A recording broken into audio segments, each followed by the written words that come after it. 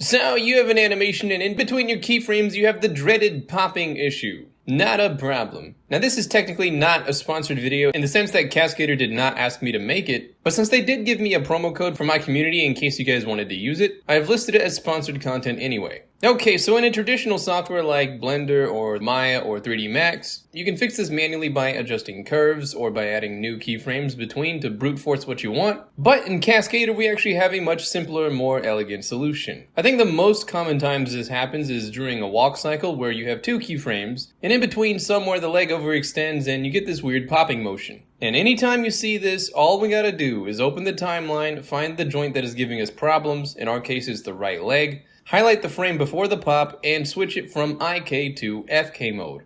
And that's it. You're done. Between these frames, the engine will just use FK instead of IK for the motion, and we just get a smooth motion. And this works for pretty much all popping issues. Here you can see we're doing a flip, and in between these frames, the leg is giving us some really awkward transitions. Again, the fix is simple. You just open the timeline, click the frame before, set it to FK, and once again, the problem will be smoothed out. And here we have another example where the character is jumping in the air, and around here we get some ugly popping that we don't want. And once again, the same solution applies here as well. But wait, there's more. This workflow solution also gives us some really useful abilities that we didn't really have in other 3D software. You don't need to only use it for fixing things. You can use it anytime you need a character to make some sort of sweeping motion across multiple frames. The place that I've personally found this most useful is for sword and knife slashing animations or things like sweep kicks. Anything when you want to do some sort of sweeping arc or a circle. Normally, if you're using IK while you're trying to do a sword slash between two frames, you'll get something like this,